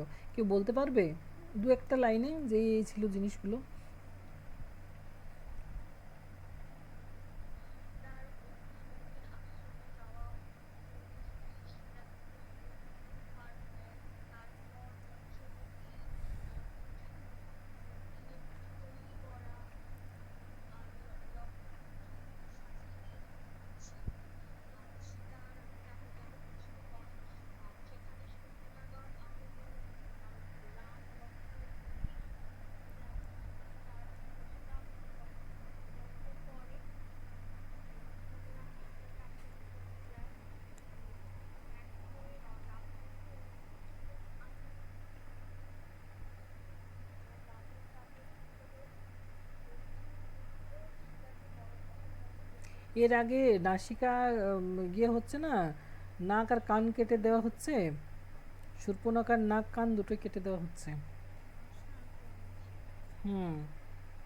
তারপরে রাবণ তারপরে সীতাহরণ করছে। আবার দেখবে রাবণকে প্ররোচিত করছে ইয়ে, কি নাম, শূর্পণখা শূর্পণখা গিয়ে। হ্যাঁ, তখন দেখবে আরও সেই সৈন্য পাঠাচ্ছে। এরপরে সেই মারিচের ঘটনা আসছে, তারপরে সেই সীতাহরণ, তারপরে আহ, হ্যাঁ, হুম, তারপর সেই জটায়ের মুখে সীতাহরণের ঘটনা সব কিছুই শ্রবণ করছে রাবণ। এসব বিষয়গুলো রয়েছে। এরপরে হচ্ছে কিষ্কিন্ধা কাণ্ড। কিষ্কিন্ধা কাণ্ড মানে কিসের ঘটনা আছে বলো তো এখানে? খেয়াল করে দেখো। হনুমানের ওই গল্পটা ছিল, না না, যে হনুমান মানে ভাইদের মধ্যে যে হ্যাঁ, ভাই ছিল সেই ঘটনাটা। সুগ্রীব আর বালি, হ্যাঁ। এখানে রামের সঙ্গে কার মিত্রতা হচ্ছে, বালি না সুগ্রীবের?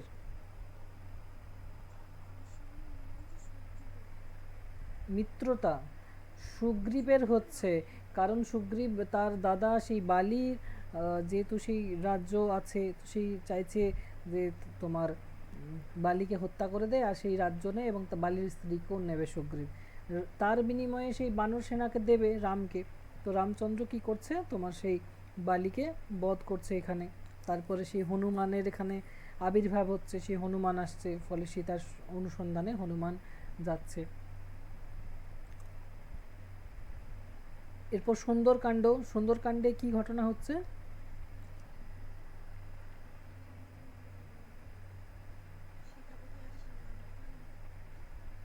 হ্যাঁ, রাম যাচ্ছে না সেই সমুদ্র লঙ্ঘন করে, অশোক বনে যাচ্ছে, সীতার সঙ্গে দেখা হচ্ছে, বানর ইয়ের তোমার হনুমানের, তোমার রামের দেওয়া একটা দেখবে আংটি দেখে সীতার কাতরতা, তোমার সেই রাবণের কাছে রামের বীর্যবত্তার বর্ণনা করে আসছে হনুমান।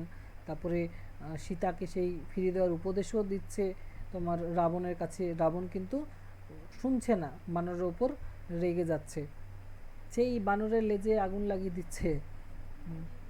হ্যাঁ,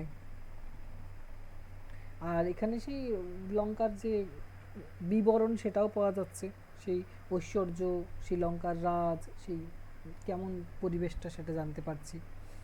সীতার বিলাপ রয়েছে অশোক বনে।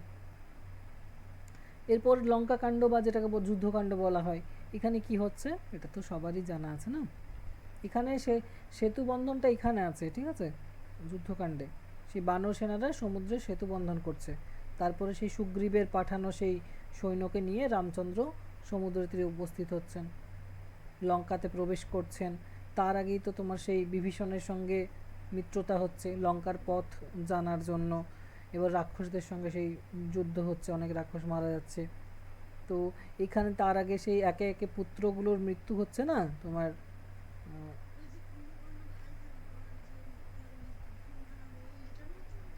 হ্যাঁ, এগুলো সব যুদ্ধকাণ্ডেই আছে বা লঙ্কাকাণ্ডে আছে। তোমার ইয়েটা আছে, তোমার বীরবাহুর মৃত্যু হচ্ছে, ইন্দ্রজিতের মৃত্যু হচ্ছে নিকম্বিলা যজ্ঞাগারে, ঠিক আছে, যেখানে ইন্দ্রজিতের সহায়তাতে সবগুলোই হচ্ছে।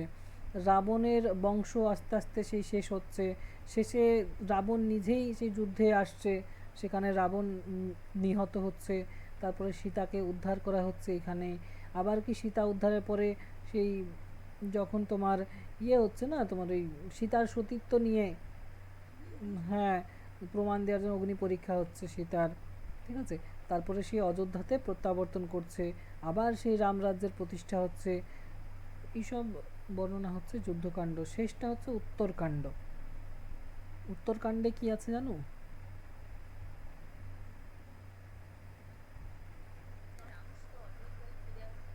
ফিরে আসার পরে সেই দোলাচল, মানে সেই যারা রাজা প্রজা রয়েছে না, প্রজাদের কানাকানি হচ্ছে, সীতাকে নিয়ে এসে সীতা সেই হরণ হয়ে গেছিল, আবার সেই সতীত্ব নিয়ে প্রশ্ন।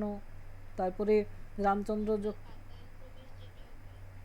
হ্যাঁ, এখানে তোমার রামচন্দ্র যখন জানতে পারছে যে তোমার সীতা গর্ভবতী, তখন কোথায় ছেড়ে আসছে গিয়ে বাল্মীকির আশ্রমে রেখে আসার জন্য লক্ষণকে নির্দেশ দিল। এরপর সেই নির্বাসিত হয়ে গেল সীতা বাল্মীকির আশ্রমে। বাল্মীকির আশ্রমে যমজ পুত্র হলো সীতার, কি নাম, লব আর কুশ। হ্যাঁ, তারা সেই অস্ত্র শিক্ষা সব কিছুতে পারদর্শী হলো, শিক্ষা লাভ করলো। বাল্মীকি তাদেরকে সেই রামায়ণের গানটা শেখালেন, মনে আছে? এগুলো সিরিয়াল দেখেছো বা সিনেমাতে দেখেছো হয়তো। তারপরে তোমার কি হচ্ছে না, রামচন্দ্র সেই ইয়ে করছে না, অশ্বমেধ যজ্ঞ করছে। হ্যাঁ, তারপর সেই সভাতে তোমার এক সময় কি হচ্ছে না, বাল্মীকি লবকে আর কুশকে নিয়ে উপস্থিত হচ্ছে সবার মধ্যে। সেই লব এবং কুশ সেই গানটা শোনাচ্ছে, রামায়ণের যে গানটা। রামচন্দ্র তাদের সেই পরিচয় জানতে পারলো এবং সীতাকে আবার অযোধ্যাতে নিয়ে এলো। আবার সেই অগ্নি পরীক্ষার কথা এসেছিল, আবার সে যেহেতু বাল্মীকির আশ্রমে ছিল সীতা, আবার সে অগ্নি পরীক্ষার কথা। সীতা সেই বারবার অগ্নি পরীক্ষা, বুঝতেই পারছো, ক্ষোভে দুঃখে সীতা কী করলো, সেই মাতা বসুমতীকে আহ্বান করলো, পাতা মানে পৃথিবী যাতে দ্বিধা বিভক্ত হয়ে যায়। হ্যাঁ, এবং সীতা সেখানে পাতালে প্রবেশ করলো। তো রামচন্দ্র এখানে শোকে বিহ্বল হয়ে পড়লো এবং নিজেকে সংযত করে নিয়ে আবার সেই রাজ্য জয়, রাজ্যাভিষেক, তারপর সেই যাগযজ্ঞের অনুষ্ঠান সব কিছু সম্পন্ন করলো। তারপরে সেই তার পুত্র এবং ভাইয়ের যে পুত্র রয়েছে সবার মধ্যে সেই রাজ্যের বিভিন্ন অংশ, শাসনভার এইসব তোমার দিয়ে দিল এবং সেই মহাকাল বা নিয়ম যেটা, সেই নির্দেশে সরজু নদীর তীরে উপস্থিত হলেন এবং নদীতে সেই অভিষেক ক্রিয়া সম্পূর্ণ করে তোমার বিষ্ণু রূপে আবার আবির্ভূত হলেন বা সেই গমন করলেন। তো এইগুলো ছিল তোমার সেই বিষয় সংস্কৃত রামায়ণের। আর এটার পর থেকে এবারে মহাভারত সম্পর্কে আলোচনা। মহাভারত দুটোর মধ্যে পূর্বাপূর্ব কোনটা আগে রচিত হয়েছে সেটা নিয়ে প্রামাণ্য তথ্য বা যুক্তি, এগুলো বিভিন্ন ধরনের প্রশ্ন আসতে পারে। মানে তোমাদের রামায়ণ পড়তে হবে, মহাভারত পড়তে হবে, মানে তাদের লেখক যারা। কুহেলি কটা পর্যন্ত ক্লাস হবে? আর বেশিক্ষণ হবে না, এই 9টার মধ্যে শেষ হয়ে যাবে। তো রামায়ণ মহাভারত তাদের মানে লেখক পরিচিতি: কালিদাস তার কাব্যনাটক, জয়দেব তার গ্রন্থ গীতগোবিন্দ, এছাড়াও ভবভূতি আর বাণভট্ট এনাদের কৃতিত্ব। হ্যাঁ, আরেকজন আছে শূদ্র। এইগুলো টোটাল তোমাদের সংস্কৃত সাহিত্যের ইতিহাস। খুব বড় সিলেবাসটা নয় সংস্কৃত সাহিত্যের ইতিহাসটা। আর ইংরেজি সাহিত্যের ইতিহাসও এরকমই বেশ কয়েকজন কবি সাহিত্যিক নাট্যকারের বিষয় আছে। আমার মনে হয় এটা সিলেবাসটা অনেকটা ছোট, তোমাদের সিসিবিজি 12 আর 14 এই দুটো সিলেবাসই কিন্তু অনেকটা ছোট। এর পরের দিন যেদিন ক্লাস করাবো সেদিন তোমাদের সিসিবিজি 11 থেকে করাবো বীরাঙ্গনা কাব্য। ঠিক আছে, টেক্সটগুলো মনে হয় কেউ দিয়েছে গ্রুপে, না কেউ দিয়েছে কি? সোমের প্রতি তারা, দুষ্যন্তের প্রতি শকুন্তলা, লক্ষ্মণের প্রতি শূর্পণখা। আচ্ছা ঠিক আছে, আমি টেক্সটগুলো তোমাদের দিয়ে দেবো তাহলে। টেক্সটগুলো দিয়ে দেবো, ওগুলো পড়ে নেবে। আর বীরাঙ্গনা কাব্য দেখো, শুধু টেক্সটগুলো থেকে যে প্রশ্ন আসবে এরকম নয়, বীরাঙ্গনা কাব্য থেকেও প্রশ্ন আসতে পারে, যে পত্র সাহিত্য হিসেবে গুরুত্ব, বা বীরাঙ্গনা কোথা থেকে নেওয়া হয়েছে বা কার দ্বারা অনুপ্রাণিত হয়ে তিনি লিখেছেন, সেই বিষয়বস্তু মানে পটভূমি, প্রেক্ষাপট, এইসব বিষয়গুলো নিয়ে প্রশ্ন আসতে পারে। এমন আসতে পারে যে এই প্রশ্নটাও আসতে পারে যে কাব্য সাহিত্যে মানে মধুসূদন দত্তের অবদান এসব। দীপ্তি বলছে বই দিয়েছে, হ্যাঁ তোমাদের এই ব্যাপারে বই দিয়েছে না, দেখবে বইয়ের টেক্সটটা থাকতে পারে যারা বই পেয়েছো। আর না থাকলে আমি তোমাদের পিডিএফ দিয়ে দেবো, সবাই তো আর বই পায়নি। ঠিক আছে, টেক্সটগুলো আমি পাঠিয়ে দেবো তোমাদের। আচ্ছা, এই পেপার থেকে তো আজকে তো শুরু হলো, কিন্তু তোমাদের এর আগে যে পেপারগুলো হয়েছে, যেরকম হচ্ছে তোমার সিবিজি 11 পেপারেই বলি, অনেকগুলো কবিতা হয়েছে। কয়েকটা প্রশ্ন তোমাদের জিজ্ঞাসা করি যেগুলো হয়েছে সেগুলো থেকে।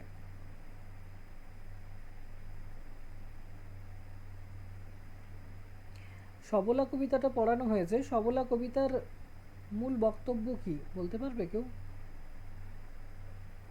সবলা কবিতার মূল বক্তব্য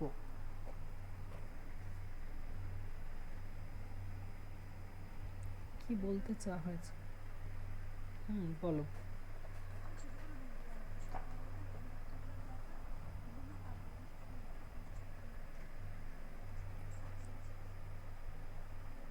এটাই ছোট করে বলে না আরো কিছু বলবে?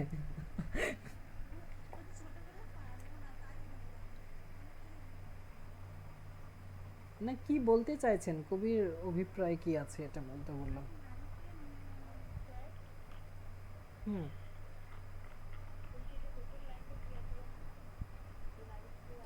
ভাগ্য জয় করিবার কেন নাই দিভে অধিকার হে বিধাতা।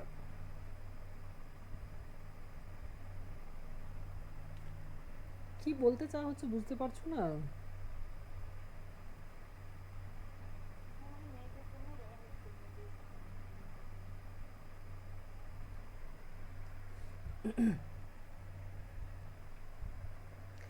চাকরির ইন্টারভিউ দিলে বলতে হবে, ওখানে লেখার সুযোগ নেই, পরীক্ষায় তো লিখে দেবে, কিন্তু চাকরির ইন্টারভিউ যখন দেবে না, তখন এরকমই প্রশ্ন করবে হঠাৎ করে, তখন কি করে রেডি করবে, এরকম মানে অপ্রস্তুত হয়ে যাবে তো তখন।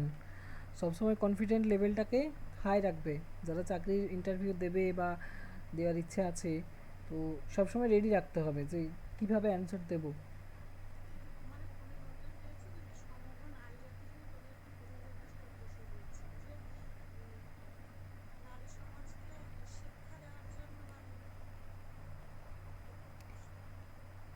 এখানে ঊনবিংশ আর বিংশ শতাব্দীর নারীর কথা বলা হয়েছে। ঊনবিংশ শতাব্দীর এই তো প্রতিবাদী নারীর একটা দিক তুলে ধরা আছে, হ্যাঁ দীপ্তি বলছে, ঠিকই বলছে। ঊনবিংশ শতাব্দীর নারীরা গৃহবন্দী ছিল, কিছুটা স্বেচ্ছায় আর কিছুটা সংস্কারের বশে, সমাজের জন্য, কুসংস্কার, অন্ধগোড়ামির জন্য। কবি রবীন্দ্রনাথ ঠাকুর বিদেশে ভ্রমণ করছেন, তিনি গিয়ে দেখছেন যে বিদেশে পাশ্চাত্যে নারীদের কতটা মর্যাদা দেওয়া হচ্ছে, তারা পুরুষদের সাথে পায়ে পা মিলিয়ে কিন্তু কাজ করছে। প্রথমত সবথেকে বড় যেটা দরকার সেটা হচ্ছে শিক্ষা, নারীদের শিক্ষার অধিকার রয়েছে, তারা পড়াশোনা করছে, তারা চাকরি করছে, কাজ করছে, পুরুষের মতোই সব কিছু করছে তারা, এবং পুরুষের সঙ্গেই থাকছে। কারণ ব্রিটিশরা যখন এসেছিলো আমাদের দেশে, তাদের সঙ্গে কিন্তু সাহেব বলা হতো ব্রিটিশদেরকে, তাদের স্ত্রীদেরকে মেম সাহেব, আশা করি শুনেছো তো। সেই তারা কিন্তু তাদের স্ত্রীকে নিয়ে ঘুরে বেড়াতো সঙ্গে, সব কাজে। লাগান সিনেমা দেখেছো, ওখানেও দেখবে একটা মেয়ে আছে। ব্রিটিশরা কিন্তু নারীদেরকে সেই মর্যাদা দিত এবং কুসংস্কার তাদের মধ্যে ছিল না। তো কবি বিভিন্ন জায়গায় ঘুরে বেড়াচ্ছেন, দেখছেন নারীদের মর্যাদা কীরকম দেওয়া হচ্ছে। আর আমাদের সেই সময়ে তোমার ঊনবিংশ শতাব্দীতে গোড়া অন্ধকার কুসংস্কার সব কিছুই রয়েছে হিন্দু সমাজে, বিশেষ করে হিন্দু সমাজ না, দুটো সমাজে ইসলাম সমাজও ছিল। তো তাহলে সেই নারী, গৃহবন্দী নারীদেরকে বেরোতে হবে। পাশ্চাত্যে গিয়ে বুঝতে পারছেন কবি, তার জন্য তিনি একটা আমাদের দেশেরই নারীকে দেখাতে চাইছেন যে বিংশ শতাব্দীর নারীরা কী রকম হবে। এটা তো আমাদের একবিংশ শতাব্দী চলছে, কবি তার সমকালের কথা বলছেন যে বিংশ শতাব্দীর নারীরা হবে এরকম। কীরকম না, তোমার সবলা। সবলা মানে কি, দুর্বলার বিপরীতে সবলা, দুর্বল নয় সবল। তাহলে সেই সবলা নারী, তারা কিন্তু আর সেই বাসর ঘরে কিঙ্কিনি বাজিয়ে যাবে না। তারা সেই নিয়ম কানুন করে যেভাবে যা কিছু করা হয়, মানে মেয়েদের বিয়েতে আগে বেশ কিছু কুসংস্কার, বেশ কিছু নিয়ম ছিল যেগুলো করতে হতো, এবং নারীদেরকে বুঝিয়ে দেওয়া হতো যে তুমি আজ থেকে রান্নাঘরের দায়িত্ব সামলাবে, তাহলে তুমি লক্ষ্মী বউ। মানে লক্ষ্মী বউ বলতে সেটাই বোঝানো হতো যে মাথা তুলবে না সে, যে সবসময় ঘন্টার মধ্যে থাকবে, যে বাড়ি থেকে বেরোবে না, যে শুধু সেবাই করবে, শাশুড়ির সেবা, ননদের সেবা, স্বামীর সেবা, সে হবে লক্ষ্মী বউ। তো তৎকালীন সময়ে লক্ষ্মী বউ বলতে এটাই বোঝানো হতো। তো সেটাই এখানে প্রতিবাদী সত্তাটা দেখানো হচ্ছে যে না, বিংশ শতাব্দীর নারীরা কিন্তু এরকম নয়। তারা বলছে না যে, তারা বলছে যে পুরুষের সমান সহধর্মিণী অবশ্যই হবে, এখানে বলা হচ্ছে না যে সহধর্মিণী হব না, কিন্তু সেই চার দেওয়ালের মধ্যে বন্দি থাকার মধ্য দিয়ে সেবাদাসী হয়ে থাকবে, সেটা কিন্তু এখানে বলা হচ্ছে না। সেটা আসলে সবলা নারী বলেও সেই সময়ে কেউ ছিল না। কবি দেখাতে চাইছেন যে নারীরা এরকমই হওয়া উচিত, বিংশ শতাব্দীর নারীদের এরকম হওয়া উচিত। পাশ্চাত্য দেশে তিনি দেখতে পাচ্ছেন, তাহলে একটা নারী নয়, তিনি সমগ্র নারীর মানে একটা প্রতিনিধিত্ব করাচ্ছেন একটা মেয়েকে, এবং সেই মেয়েটাই বলছে যে নারীকে আপন ভাগ্য জয় করিবার কেন নাই দিবে অধিকার, হে বিধাতা। অনেক মেয়ে আগে কি করতো না, তোমার ওই ঊনবিংশ শতাব্দীতে, এই তোমার ঊনবিংশ শতাব্দীতে তারা কি করতো না, বিধাতার দিকেই সব কিছু ইঙ্গিত করতো যে এটাই হয়তো ঈশ্বরের ইচ্ছা। কোনো কিছু নিজের ভাগ্যে হয়তো কোনো একটা খারাপ ঘটলো বা কিছু, এটাই হয়তো ঈশ্বরের ইচ্ছা, এরকম ছেড়ে দিত। কিন্তু এখানে ঈশ্বরকে দিয়েই বলা হচ্ছে যে কেন দেওয়া হবে না অধিকারটা নিজের ভাগ্যকে জয় করবার, হে বিধাতা। বুঝতে পারছো তো, রবীন্দ্রনাথের বক্তব্য আসলে এগুলো সব কিছুই। তিনি চাইছেন যে নারীরা এরকমই হোক। আর এখন তো একবিংশ শতাব্দী, আরও 100 বছর আমরা পার করেছি, তাহলে এখন আরও অনেক উন্নত। তো এটাই হচ্ছে সবলা কবিতার বিষয়। কোন কাব্যগ্রন্থ থেকে নেওয়া হয়েছে এটা বলতে পারবে কেউ? মহুয়া, হ্যাঁ।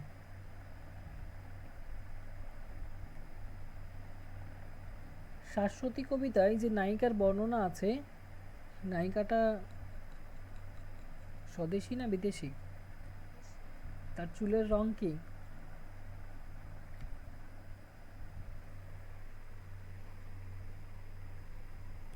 পাকা ধানের সঙ্গে তুলনা করা হয়েছে না, সোনালি।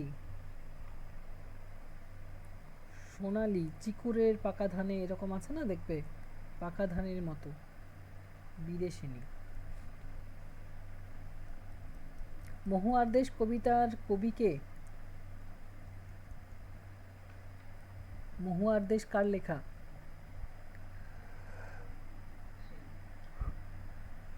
সমর সেন।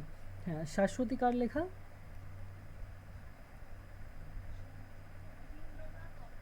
সুধীন্দ্রনাথ দত্ত। আচ্ছা, রাস্তা কারো একার নয়, এটা কার লেখা?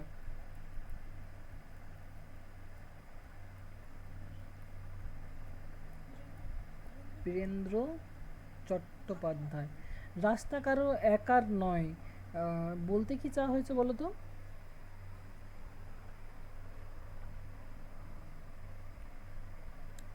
দুটো পক্ষ দেখানো হয়েছে, কোন কোন পক্ষ? হুম, বিষয়টা মনে আছে কারো? দু একটা কথাই বলতে পারবে?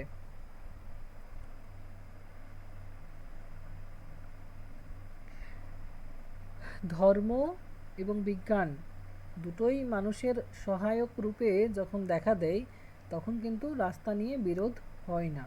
কিন্তু ধর্ম যখন কি করে মানুষের কাছে বিকিয়ে যায়, বিজ্ঞানও মানুষের কাছে বিকিয়ে যায়। ধর্মকে যারা ব্যবহার করে তখন সেই ষাঁড়ের মতো কর্কশ আওয়াজ যখন বলে বেরোয় ধর্মে, তখন কিন্তু বিজ্ঞান তাকে রাস্তা ছেড়ে দেয় না। অর্থাৎ ধর্ম, গোড়া, কুসংস্কার এগুলো যখন ধর্ম মানে সেগুলোকে জায়গা করে দেয়, তখন কিন্তু বিজ্ঞান তাকে রাস্তা ছেড়ে দেয় না। সেরকমও বিজ্ঞানও যখন বিকিয়ে যায় রাজনীতিবিদদের কাছে, তখনও কিন্তু ধর্ম তাকে রাস্তা ছেড়ে দেয় না। অর্থাৎ রাস্তা কারো একার নয়। যতদিন মানে ধর্ম এবং বিজ্ঞান নিজে মানে মানুষের কল্যাণ সাধনে তারা ব্যবহার হবে, ততদিন কিন্তু তাদের মধ্যে কোনো বিরোধ থাকে না। বিরোধ তখনই হয় যখন একটা ধর্ম হোক বা বিজ্ঞান হোক কারো কাছে বিকিয়ে যায় বা কারো দ্বারা প্রতিনিধিত্ব করে। এটাই আসল বিষয়, রাস্তা কারো একার নয়। ফুল ফুটুক না ফুটুক, এটা কার লেখা? হ্যাঁ, যদি বলি একটা বাক্যে কথাটা বলো, ফুল ফুটুক না ফুটুক কবিতার বিষয় একটা বাক্যে কি হবে?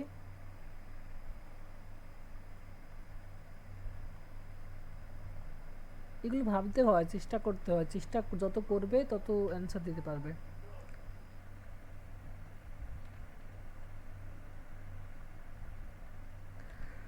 কুহেলি বলছিল ফুল ফুটবে, কারণ সময় থেমে থাকবে না। যখন ফুটতে থাকবে তখন মানুষ আশা, মানুষ আসবে এবং ভালো দিন আসবে জীবনে। হ্যাঁ, ওটাই, ফুল ফুটুক না ফুটুক আজ বসন্ত।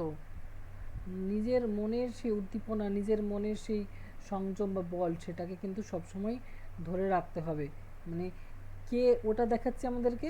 সেই গাছটা দেখাচ্ছে, মনে আছে সেই কাঠখোট্টা গাছটা পাথরে পা ডুবিয়ে জীবন সঞ্চয় করছে, হাসছে সেও। মানে দেখো, এই কষ্টের মধ্যেও আমি বেঁচে থাকতে পারি, মানে তার যে উদ্যমটা সেটা দেখানো হচ্ছে। তো মানুষ কেন পারবে না? মানুষও সেই বিশ্বযুদ্ধোত্তর পরিস্থিতিতে স্বপ্ন দেখবে এবং বাঁচতে পারবে। ঠিক আছে, সেটাই বলা হচ্ছে, ফুল ফুটুক না ফুটুক আজ বসন্ত।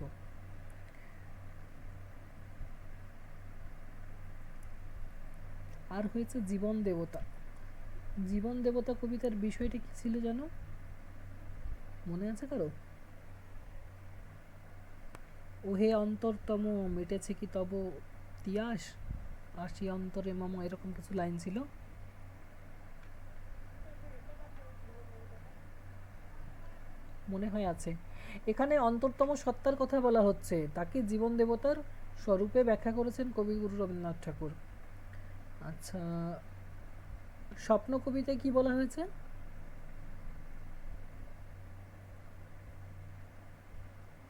কারো মনে আছে? অনেকগুলো কবিতা তোমাদের পড়ানো হয়েছে। আমি ভাবছিলাম যে সিসিবিজি 12-এর পরীক্ষা নেব, দেখছি সিসিবিজি 11-এ অনেকগুলো কবিতা হয়েছে পড়া। জানি না তোমরা বলতে পারছো না নাকি ভুলে গেছো বিষয়গুলো।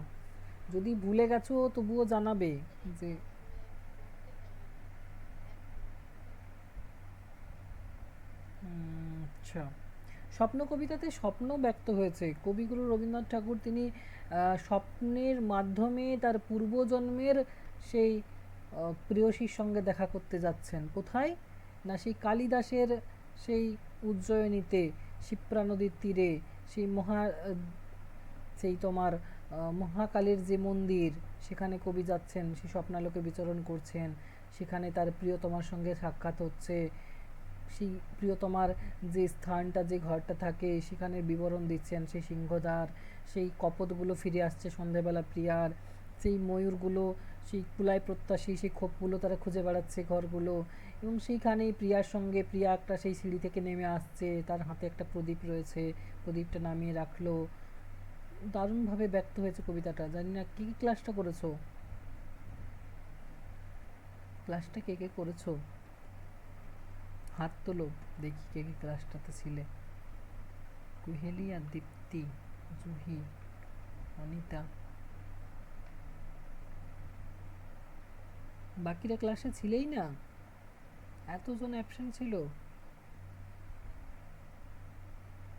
আসলে আমি কতদিন বাড়িতে ছিলাম না, যার কারণে একটু আচ্ছা, মিস হয়েছে।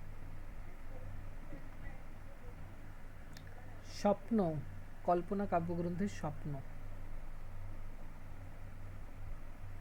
মেঘদূত কবিতা আছে একটা, দেখবে মানসী কাব্যগ্রন্থের মেঘদূত আলোচনা করেছিলাম, তখনও দেখবে সেই কালিদাসের কালের কথা বলা হয়েছে, সেই মেঘদূত কাব্যের কথা বলা হয়েছে। এখানে স্বপ্ন কবিতা তো মেঘদূতের মতোই সেই কালিদাসের কালের কথা হয়েছে দেখবে।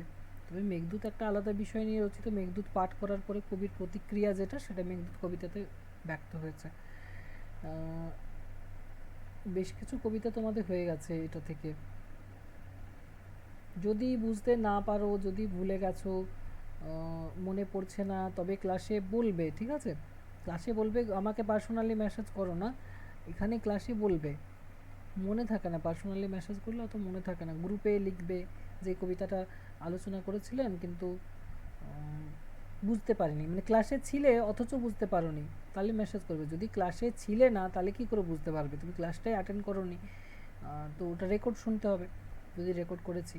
আর যদি ক্লাস করেছো তবুও বুঝতে পারছো না, তাহলে আমাকে গ্রুপে, আমাদের যেটা গ্রুপ আছে সেই গ্রুপে মেসেজ করে দেবে যে কবিতাটা ভুলে গেছি বা বুঝতে পারছি না। বা তোমাদের গ্রুপ রয়েছে তো একটা পার্সোনাল গ্রুপ, সেখানে কোনগুলো কঠিন লাগছে কোনগুলো সহজ লাগছে সেগুলো একটু আলোচনা করতে পারো, তারপর জানাবে আমাকে। চুপচাপ থাকলে আমি কি করে জানবো? আজকে জিজ্ঞাসা করলাম বলেই তো বুঝতে পারছি কে কতটা বুঝেছে না বুঝেছে, কে ক্লাসে ছিল, কে অ্যাবসেন্ট করেছে, তো তোমাদেরকে বলতে হবে সেগুলো। ঠিক আছে, আজকে আর আলোচনা করছি না। নেক্সট ক্লাস তোমাদের বীরাঙ্গনা কাব্যের যে পত্রগুলো আছে সেগুলো থেকে ক্লাস নেব, আমি টেক্সটটা দিয়ে দেবো তার আগে। কারো কিছু বলার আছে?